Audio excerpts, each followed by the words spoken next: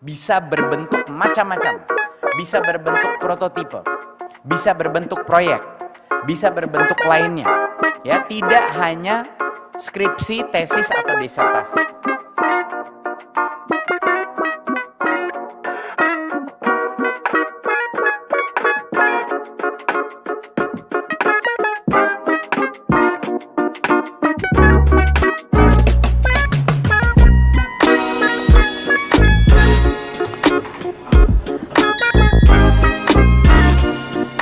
Ramainya berita dengan headline skripsi tidak wajib menjadi perbincangan hangat di dunia perkuliahan saat ini.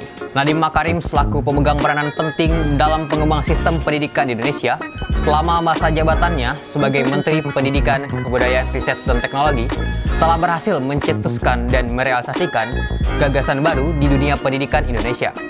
Beberapa di antaranya penghapusan ujian nasional, kebijakan afirmasi, kampus merdeka, dan baru-baru ini kebijakan terkait skripsi. Kebijakan baru terkait skripsi ini tertuang dalam Permendikbudristek nomor 53 tahun 2023 bahwa mahasiswa strata 1 dan diploma 4 tidak lagi diwajibkan untuk menyusun skripsi sebagai syarat kelulusan. Opsi tugas akhir yang lainnya diusulkan berbentuk prototipe, proyek, atau semacamnya yang sesuai dengan kompetensi program studi tersebut. Berdasarkan apa yang telah disampaikan oleh Iwan Aflani selaku Wakil Rektor 1 Universitas Lambung Mangkurat, bahwa setiap program studi di bawah naungan ULM sejak tahun 2021 telah diperbolehkan untuk menggantikan skripsi sebagai syarat kelulusan bagi mahasiswa. Singkatnya, kebijakan ini memberikan fleksibilitas kepada universitas untuk menyesuaikan sistem penjaminan mutu sesuai dengan kebutuhan masing-masing universitas. Lantas, apa saja pandangan dan langkah yang akan diambil masing-masing program studi di bawah naungan LM? Dan apa pengaruhnya terhadap sivitas akademika dan mahasiswa ke depannya? Selengkapnya akan dikupas secara tuntas bersama saya Muhammad Aldi dalam realita eksplorasi tugas akhir Universitas Lambung Mangkurat.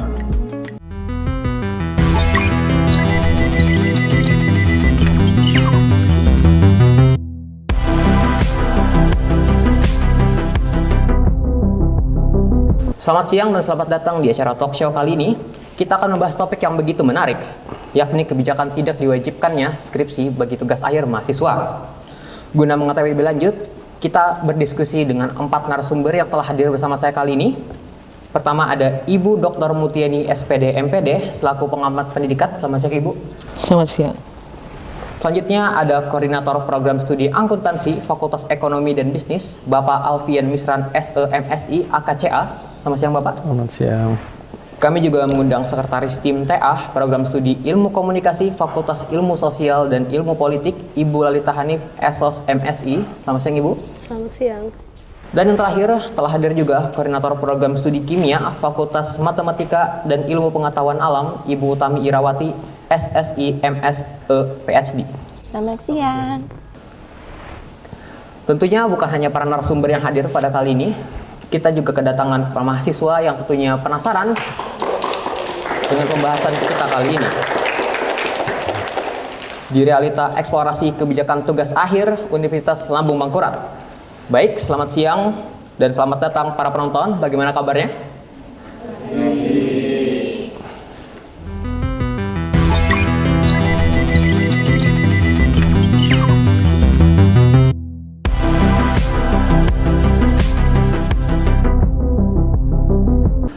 Selama ini yang kita tahu hanya ada skripsi sebagai syarat utama kelulusan di perguruan tinggi. Namun sekarang perguruan tinggi dituntut untuk berinovasi secara cepat berdasarkan kebutuhan mahasiswa serta kompetensi bagi pendidikan tinggi itu sendiri. Lahirnya kebijakan ini mengandung tujuan memerdekakan standar nasional pendidikan tinggi di Indonesia. Perguruan tinggi diberikan kewenangan untuk menyesuaikan kurikulum dan penilaian sesuai dengan karakteristik sesuai tujuan masa depan bagi mahasiswa dan perguruan tinggi itu sendiri. Selain itu, mengurus akreditasi kampus serta program studi memiliki beban administrasi yang cukup rumit dan biayanya pun tergolong cukup mahal, terutama bagi perguruan tinggi kecil. Dengan adanya aturan ini, diharapkan perguruan tinggi bisa lebih terbantu sehingga mengurangi beban administrasi dan finansial yang selama ini dihadapi oleh perguruan tinggi tersebut. Lalu, bagaimanakah program studi yang ada di ULM dalam mengaplikasikan kebijakan terbaru ini?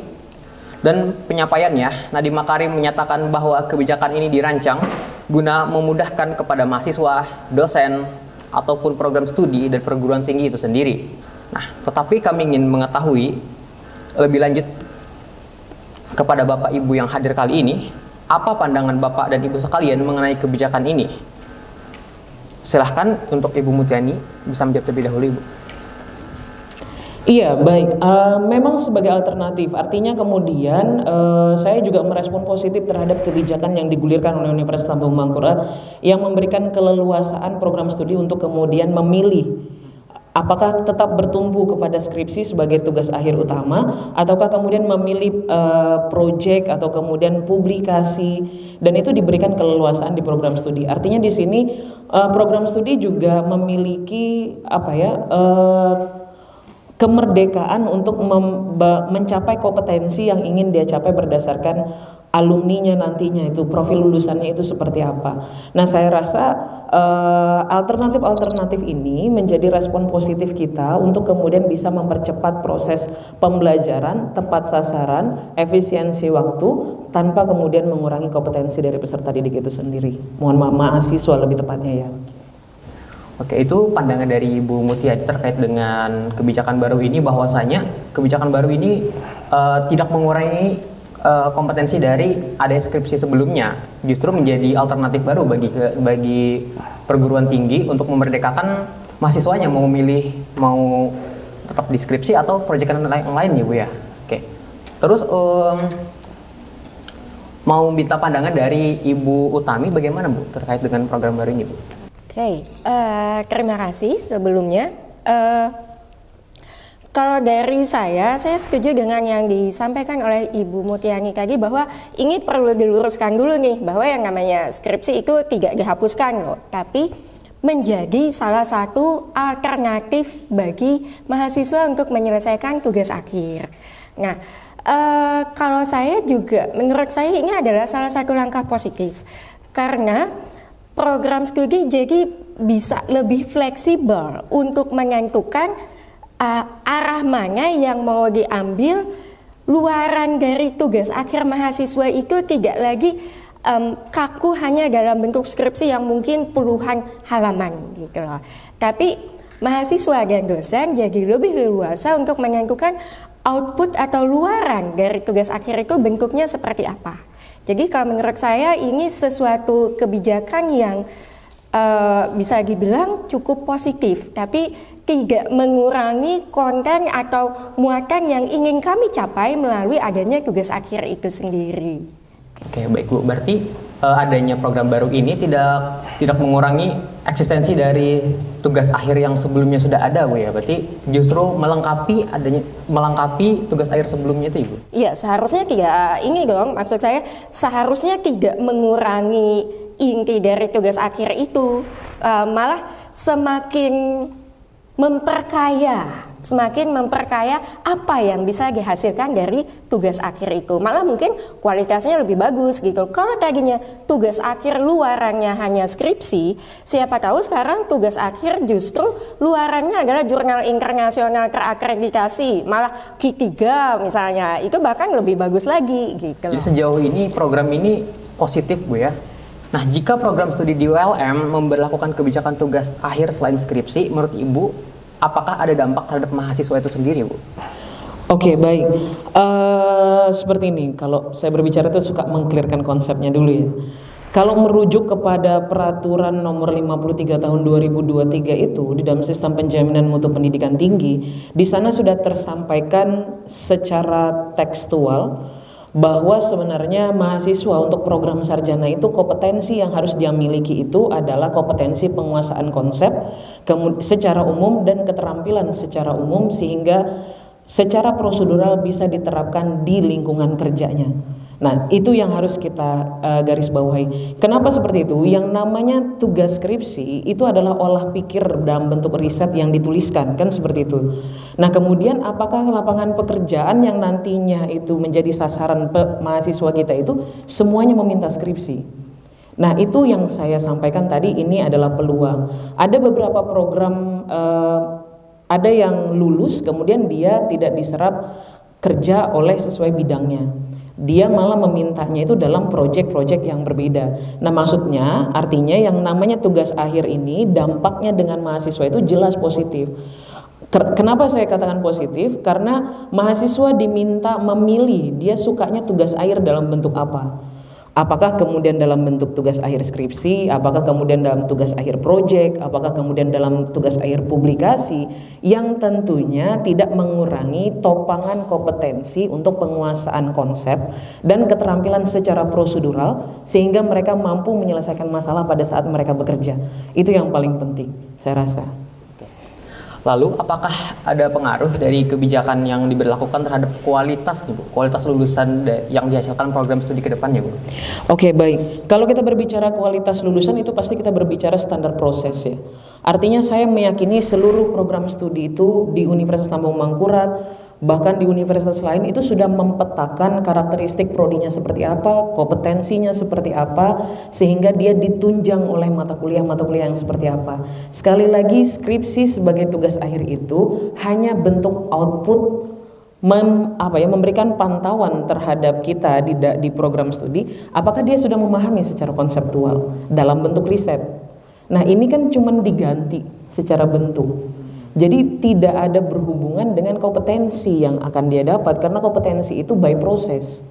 Jadi ketika dia ekspertisnya, katakanlah misalnya saya dari program studi pendidikan IPS, alumni saya itu profil lulusannya menjadi guru. Untuk menjadi guru itu sudah ditopang dengan beberapa mata kuliah.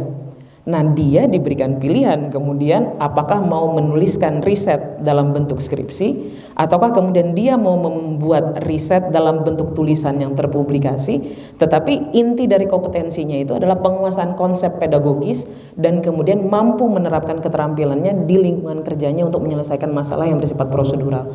Saya rasa itu. Berarti bisa dibilang tidak ada perubahan untuk output sendiri Bu ya? Pastinya saya meyakini seperti itu karena ini bisa dikonfirmasi nanti dengan narasumber yang berhadir di sini, karena berdirinya prodi dengan kurikulum yang mereka konstruk itu sudah mengacu kepada profil. Artinya kita tidak bisa melihat kompetensi itu hanya dari skripsi, karena kompetensi itu ditunjang oleh beberapa mata kuliah sehingga dia memiliki kompetensi terhadap hal tersebut. Jadi seperti itu.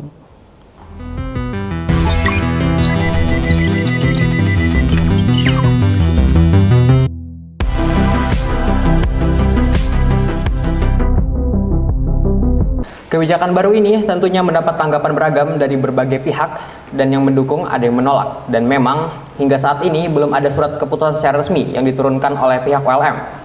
Akan tetapi menurut hasil wawancara kami dengan Wakil Rektor 1, ULM membebaskan setiap program studi untuk memutuskan kebijakan sesuai dengan kapasitasnya masing-masing.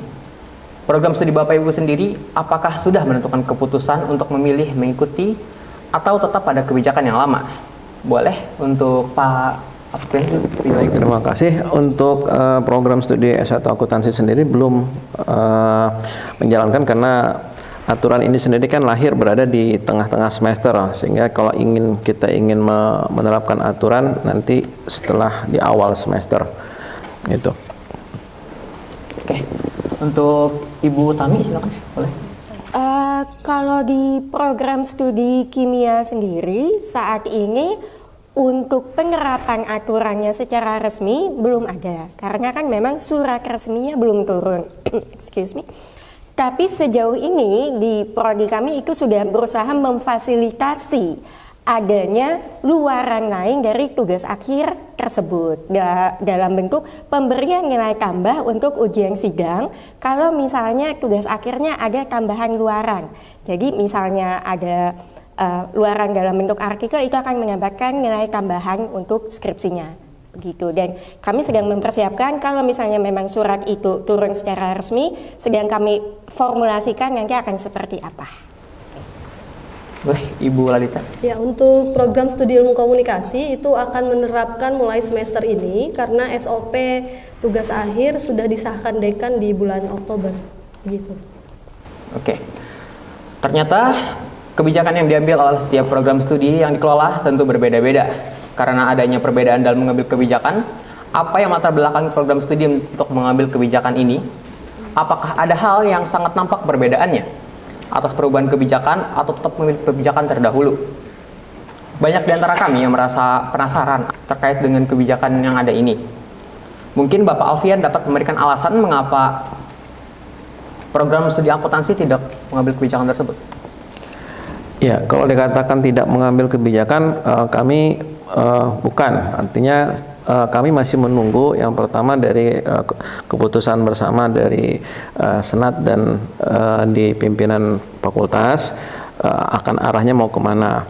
Nah, sehingga karena di Prodi tidak bisa nanti mengambil kebijakan sendiri, artinya berbeda dengan kebijakan yang diterapkan di fakultas. Karena kami harus sepakat dulu bentuknya nanti seperti apa, maunya bagaimana, nah sehingga nanti baru kita turunkan ke dalam aturan tertulis, gitu.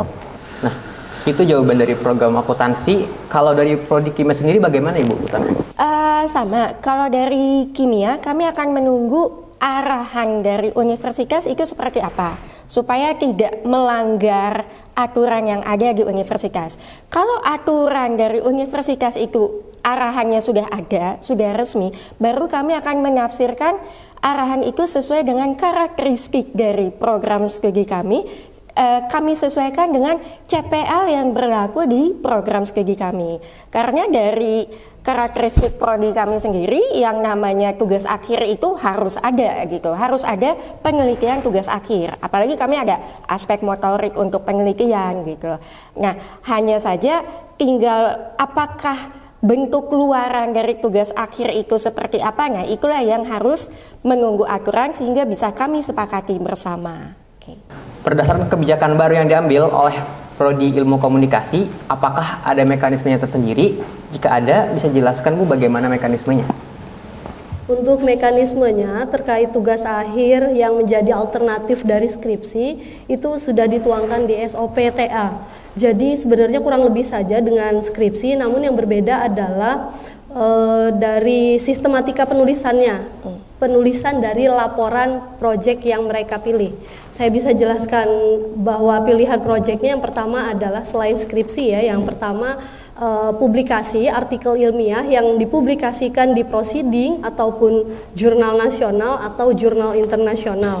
Kemudian yang kedua adalah proyek iklan, yang ketiga proyek film, keempat adalah proyek media berupa berita investigatif ataupun berita feature yang dibikin dalam bentuk audiovisual, dan yang terakhir adalah proyek PR, bisa campaign PR dan lain sebagainya, seperti itu. Kalau untuk mekanismenya sama saja, ada seminar proposal dan juga ujian akhir. Oke. Mungkin Bu bisa diberikan contoh selain skripsi tadi, mekanisme detailnya mungkin salah satunya boleh Bu? Salah satunya ya, untuk proyek film misalnya, ya. Mahasiswa diawali dulu mereka mengajukan outline proyeknya, mau bikin film apa, kemudian dari segi kontennya, terus juga teknisnya nanti seperti apa, dan dipertimbangkan oleh prodi apakah itu diterima atau tidak, dosen pembimbingnya siapa yang sesuai, kemudian nanti akan dijalankan film tersebut dari praproduksi hingga pasca produksi dan melalui proses ujian proposal hingga ujian akhir juga. Namun ini hanya gambaran saja karena memang belum diterapkan ya, baru akan diterapkan semester ini, jadi saya nggak bisa cerita realnya seperti apa, kayak gitu. Oke, berarti bisa dibilang tahapannya itu ya kurang lebih sama dengan skripsi sebelumnya juga ya Bu ya? Iya, bedanya hanya di output seperti narasumber sebelumnya yang tadi menjelaskan. Tentunya dalam penetapan kebijakan-kebijakan tersebut sudah melalui banyak pertimbangan dan juga sudah kita dengar bersama-sama penjelasan dari masing-masing prodi berhadir kali ini. Lalu, bagaimanakah untuk prodi yang masih menerapkan skripsi sebagai satu syarat kelulusan mahasiswa? Apakah bisa dianggap masih relevan dengan capaian pembelajaran atau CPL yang telah ditetapkan oleh prodi? Mungkin bisa Ibu Utami menjawab? Oke, jadi kalau untuk skripsi, untuk program studi kimia itu dianggap masih relevan. Karena begini, salah satu profil lulusan dari program studi kimia itu salah satunya adalah sebagai asisten peneliti gitu loh. Dan Kalau skripsi itu kan mereka untuk bisa menghasilkan luaran berupa skripsi, mereka harus merancang penelitian, kemudian menjalankan penelitian tersebut, mendapatkan hasil, melakukan analisis hasil, dan mempresentasikan hasil atas penelitian tersebut. Dan itu sudah sesuai dengan CPL yang kami inginkan, sesuai dengan profil lulusan yang kami inginkan, yaitu sebagai asisten peneliti. Kalau misalnya tidak ada urutan tugas akhir seperti itu, bagaimana kami bisa meyakinkan bahwa dia lulus bisa melakukan tugas sebagai asisten peneliti? Tidak, kalau dalam kenyataannya dia tidak pernah merancang dan melakukan penelitian. Kemudian dalam pelaksanaannya sendiri, saat dia melakukan pelaksanaan tugas akhirnya, dalam melakukan penelitian tugas akhirnya, ya namanya tugas akhir kan tidak langsung sekali coba langsung jadi beres gitu. Oh, hidup tidak semudah itu, Alfredo. Tapi kadang-kadang kan ada beberapa hal yang tidak sesuai dengan ekspektasi. Ada beberapa masalah yang harus, wah kok ternyata hasilnya begini ya. Nah, dalam menghadapi masalah seperti itu, salah satu soft skill yang ikut dikembangkan adalah mahasiswa itu lalu memiliki kemampuan untuk problem solving gitu loh. Dan itulah salah satu soft skill yang kami inginkan ada di dalam lulusan prodi kimia.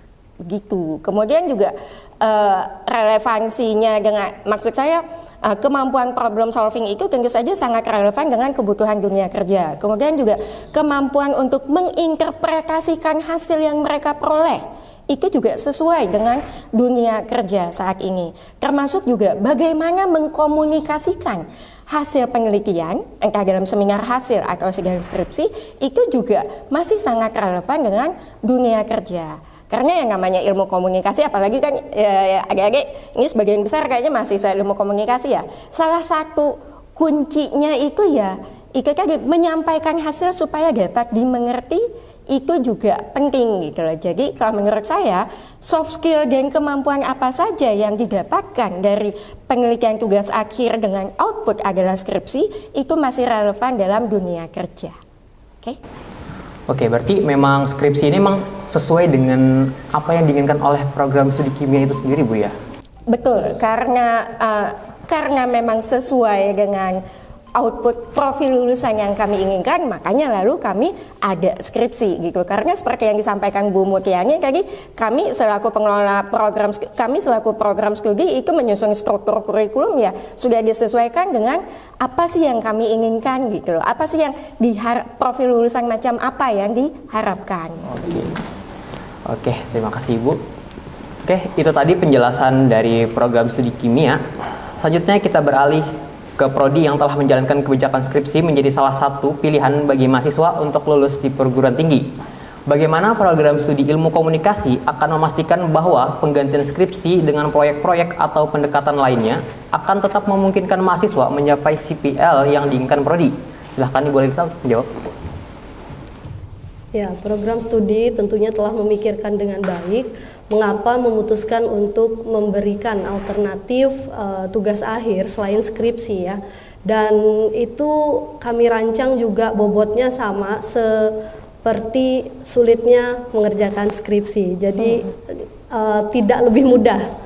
Kemudian apakah itu sesuai dengan CPL?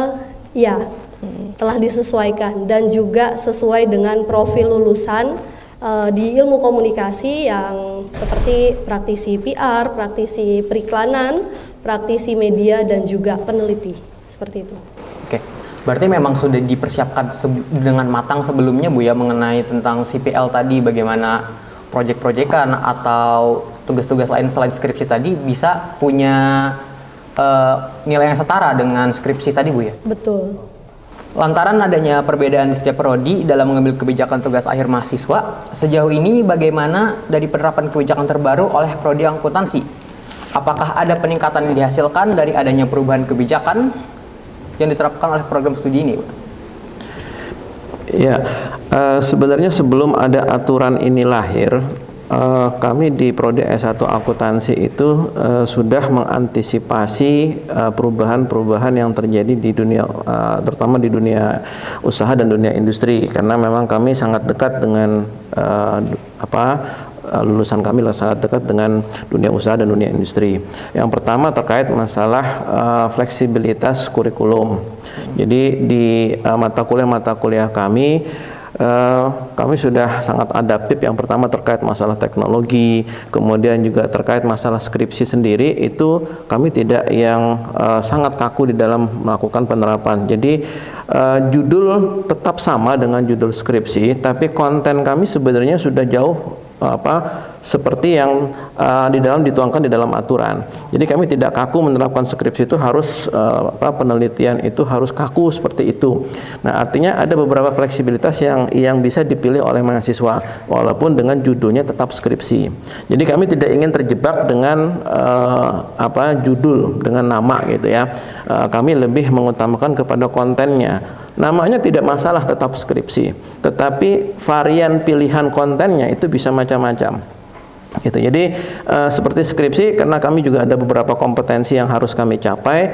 Nah, jadi di dalam skripsi itu juga adalah pilihan. Mereka maunya seperti apa? Apakah mereka mau bentuknya berupa case study? Apakah mereka mau pendekatannya kualitatif? Apakah mereka mau pendekatannya kuantitatif? Arahnya nanti mereka mau jadi praktisi. Itu sudah tertuang di dalam skripsi mereka. Jadi kami tidak mau terjebak dengan tadi perdebatan skripsi atau non skripsi, tapi lebih kepada kami mengutamakan kepada kontennya. Silahkan aturannya tadi ada pilihan, itu artinya cuma memberikan ruang saja gitu kan. Nah, artinya dalam konteks ini kami sebenarnya sudah menerapkan itu. Gitu. Cuma bedanya masih dengan judulnya skripsi, karena kami justru bermainnya di dalam kontennya, bukan kepada namanya. Gitu. Terus bagaimana dampaknya terhadap tenaga pendidik, mahasiswa, dan program studi sendiri, Pak? Ya, dampaknya itu sebenarnya dampaknya positif. Artinya itu kan pilihan dari mahasiswa untuk memilih dia akan melalui jalur apa. Karena tadi skripsinya sama gitu, tapi jalurnya ada yang melalui jalur, artinya dia fungsinya lebih kepada akademis, sehingga dia akan memperkuat pada risetnya. Nah, itu pilihan mahasiswa. Tapi ada juga yang jalurnya dia ingin lebih kepada pendekatannya adalah kualitatif, artinya dia ke jalurnya praktis, sehingga larinya adalah kepada case study. Nah, jadi pendekatan-pendekatan itu adalah pilihan yang dipilih oleh mahasiswa. Nah, kami di Prodi sendiri artinya ketika mahasiswa memilih, maka kami akan mengarahkan kepada nanti dosen mana yang akan tepat untuk menjadi pembimbing. Karena setiap dosen punya masing-masing ada kompetensi yang berbeda. Nah, ada dosen yang generalis, tapi ada juga dosen yang spesialis. Nah, karena itu pemilihan ini penting gitu. Sehingga nanti mereka yang akan memandu, dan output pun kalau tadi di dalam aturan itu dituangkan ada luaran berupa ke jurnal internasional. Justru skripsi kami banyak yang sudah mahasiswa kami sudah banyak yang conference di internasional. Cuma memang tidak kami expose. Nah, itu aja masalahnya. Diekspos kapan? Nanti pada saat akreditasi. Artinya atau pada saat nanti ada audit mutu internal, itu yang kami ekspos. Gitu. Oke, bisa dibilang kebijakan yang sudah diterapkan Prodi Akuntansi ini dampaknya positif ya, Pak ya, karena mahasiswa punya keleluasaan untuk memilih bagaimana memvariasikan skripsi tadi, Pak ya. Betul. Jadi sebenarnya dengan adanya lahirnya aturan ini, sebenarnya apa yang sudah kami lakukan di Prodi S1 Akuntansi itu inline, artinya sudah sejalan. Nah, cuma artinya kami diperkuat dengan aturan. Yang dulunya tadi kami masih bermainnya di ruang skripsi, nah sekarang diubah, artinya sudah kami punya dengan nama yang lain. Nah, kalau tadi kan ada proyek, mahasiswa kami justru di beberapa mata kuliah sudah kami tuntut sampai pada output proyeknya itu adalah HKI. Gitu. Karena ada beberapa mata kuliah yang contohnya mata kuliah sistem informasi yang saya ampu, itu outputnya adalah berupa prototipe aplikasi. Nah, untuk terkait dengan pengembangan aplikasi keuangan. Nah, ini bisa digunakan nantinya oleh masyarakat, tapi mereka harus HKI-kan dulu. Nah, kemudian yang kedua apa? Harus ada laporannya. Yang ketiga dia harus expose. Kenapa? Aplikasi itu jadi kalau tidak ada manfaat, nggak ada gunanya. Gitu. Jadi artinya ketika dia membangun prototipe, ini harus jadi manfaat. Nah, itu jadi pengembangan itu. Nah, yang belakangan yang kami lagi kami kembangkan adalah social project. Karena kami memang adalah sosial humaniora. Nah, kami lagi mengembangkan sosial project yang kami adaptasi dari beberapa kegiatan gitu, yang sebenarnya adalah itu sebenarnya arahnya ke pengabdian dari Tridharma Perguruan Tinggi. Nah, sosial project ini apa sih bentuknya? Bentuknya bisa macam-macam. Pendekatannya bisa teknologi, bisa pendekatannya sosial, bisa pendekatannya bahasa gitu. Jadi ini yang kami kembangkan. Nanti mahasiswa punya idenya dituangkan dalam bentuk proyek, lalu disosialisasikan, gitu ya. Nah, kemudian ini harus berdampak kepada masyarakat. Artinya bukan hanya sekedar gugur kewajiban mereka mengerjakan proyek itu, tetapi masyarakat betul-betul merasakan ada manfaat keberadaan proyek ini. Karena kan kuncinya adalah manusia yang berguna adalah manusia yang berguna untuk manusia yang lainnya. Artinya yang jadi manfaat buat orang lain. Nah, ini yang kami tekankan. Luar biasa sekali apa yang disampaikan oleh Prodi Akuntansi, bahwasanya di Prodi Akuntansi sendiri sudah mengantisipasi adanya program yang berbasis dengan proyek yang itu memberikan keleluasaan untuk mahasiswa. Oke, selanjutnya untuk Prodi Ilmu Komunikasi yang memilih untuk menerapkan kebijakan baru, apa saja manfaat yang didapatkan dari kebijakan ini, serta adakah harapan terhadap mahasiswa dan program studi untuk kerjaan ke depannya? Silakan Ibu. Karena belum diterapkan, baru akan mulai ya, jadi belum bisa mengevaluasi bagaimana sih bedanya dengan skripsi sebelumnya.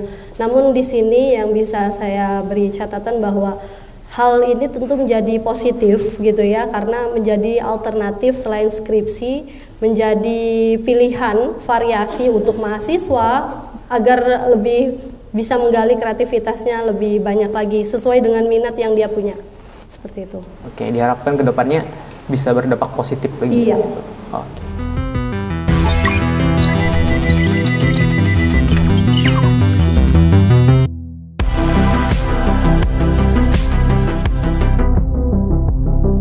Terima kasih atas diskusi yang sangat informatif tentunya dari para narasumber kita kali ini. Sekarang saat ini tunggu-tunggu, kita akan membuka sesi tanya jawab bagi 3 penanya pertama. Silahkan yang ingin bertanya, angkat tangannya, sebutkan nama dan asal prodinya. Silahkan. Baik, izin bertanya ya Bapak Ibu. Mungkin pertanyaan ini lebih tepatnya tertuju kepada Ibu Lalita selaku dosen ilmu komunikasi. Nah, seperti yang kita ketahui nih Bu, di prodi manapun itu pasti ada mata kuliah metode penelitian ya. Nah, sebab prodi ilmu komunikasi, tadi kan kebijakan barunya ada pilihan tugas akhir selain skripsi, sedangkan skripsi sendiri itu sangat berhubungan dengan metode penelitian mata kuliah ini. Jadi dengan adanya kebijakan baru ini, apakah masih ada hubungannya antara mata kuliah ini dengan kebijakan skripsi atau kebijakan-kebijakan baru yang akan diterapkan tadi? Begitu saja pertanyaan dari saya. Terima kasih sebelumnya.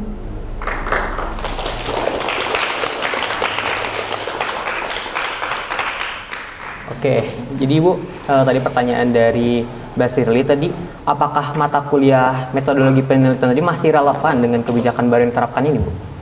Iya, tetap relevan ya untuk Mbak Shirley. Terima kasih pertanyaannya. Mata kuliah yang berkaitan dengan metode penelitian, misalnya seperti statistik sosial, metode penelitian komunikasi kualitatif, dan juga metode penelitian komunikasi kuantitatif, itu wajib ditempuh oleh mahasiswa. Jadi bukan berarti dengan adanya TA, dengan adanya pilihan proyek-proyek yang setelah saya sebutkan tadi, itu kemudian mahasiswa nggak ngambil mata kuliah penelitian, tidak. Jadi tetap wajib ditempuh agar mereka juga punya pengetahuan dan kemampuan berkaitan penelitian.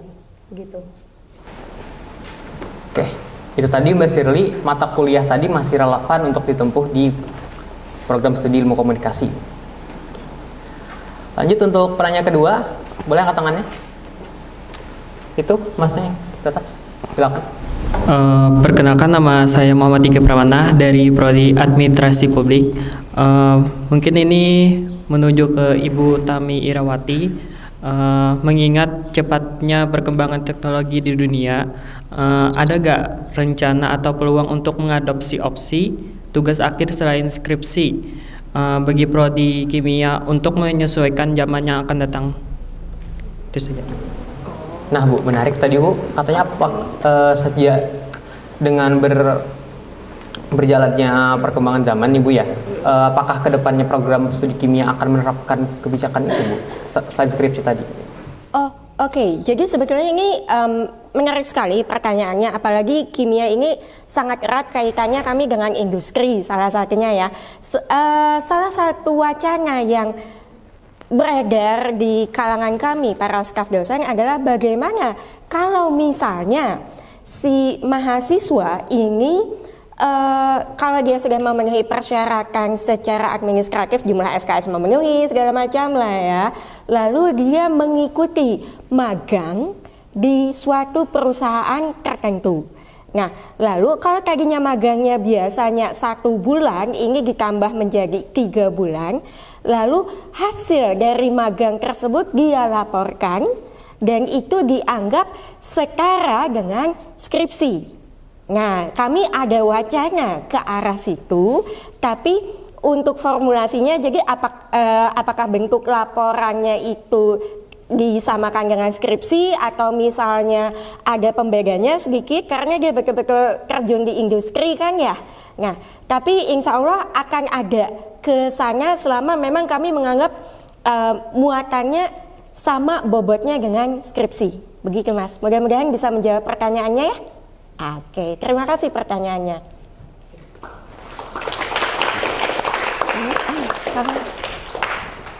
Kita dari Ibu Tami, apakah sudah cukup?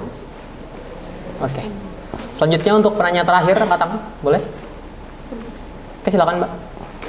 Perkenalkan, nama saya Tiara Karina dari Prodi Ilmu Pemerintahan. Pertanyaan ini tertuju pada Bapak Alfian Misran selaku KPS Prodi Akuntansi. Jadi Pak, berdasarkan pemaparan Bapak tadi, saya tangkap bahwa akuntansi ini prodi yang masih menggunakan label skripsi, namun dengan konten yang berbeda sebagai syarat kelulusan.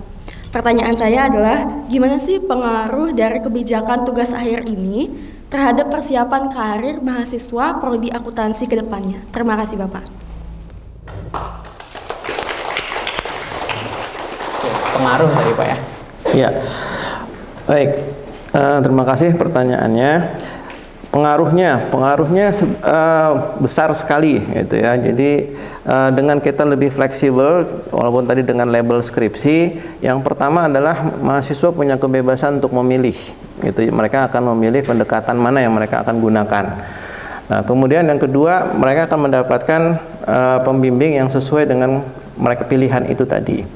Yang ketiga, di dalam dunia akuntansi, metodologi penelitian, skripsi itu sangat relevan, tidak bisa dipisahkan. Kenapa? Untuk investigasi kita memerlukan tahu bagaimana untuk metodologi penelitian, karena metodologi penelitian itu kan adalah untuk kita menemukan satu masalah, lalu kemudian menurunkan itu harus kita cari, untuk kita cari kembali apa masalahnya, kemudian dapatkan nanti ada problem solvingnya. Nah, artinya apa? Ada beberapa mata kuliah yang relevan dengan mata kuliah pendukung skripsi. Skripsi sendiri itu adalah menuliskan. Nah, dalam akuntansi orang perlu untuk menuliskan laporan. Untuk apa? Laporan audit itu ada bentuknya tulisan. Kemudian laporan tadi pada saat kita menganalisa sesuatu itu perlu juga ada pola berpikir analisis yang baik. Nah, itu semua diajarkan di metodologi penelitian. Nah, karena itu tadi akuntansi makanya tadi tidak mau terjebak dengan nama yang berbeda-beda. Konten kita sudah dari awal sebelum ada aturan kita sudah fleksibel. Jadi sudah ruangnya sudah ada, cuma namanya saja tetap skripsi. Nah, kalau dikatakan tadi pengaruhnya besar sekali. Mahasiswa di dunia kerja beda mahasiswa yang lulus dengan skripsi dengan mahasiswa yang tanpa skripsi. Apa bedanya? Analisis pola berpikirnya tidak sama. Orang yang sudah terbiasa menulis, yang dengan pendekatan tadi dia menulis dengan terstruktur, itu tidak akan bisa dinafikan ketika dia dibandingkan dengan mahasiswa yang tidak pernah pola berpikirnya secara terstruktur. Gitu. Terima kasih. Oke, jadi tadi pengaruhnya cukup besar ya Pak, karena memang skripsi ini yang divariasikan tadi sesuai dengan apa yang prodi akuntansi sendiri terapkan Mbak ya? Ya. Oke. Bagaimana Mbak? Apakah sudah cukup? Oke. Ya, terima kasih untuk teman-teman yang sudah bertanya. Pada kenyataannya, kebijakan ini mendapat respon positif dari program studi.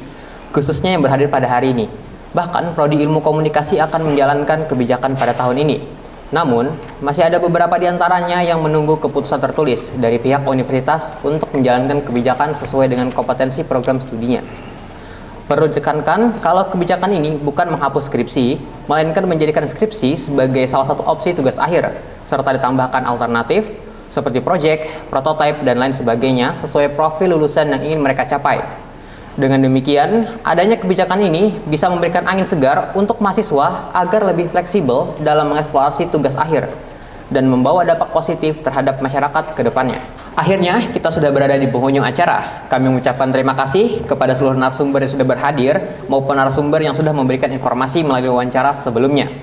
Terima kasih juga atas kesediaan teman-teman menyaksikan talkshow Realita hingga akhir.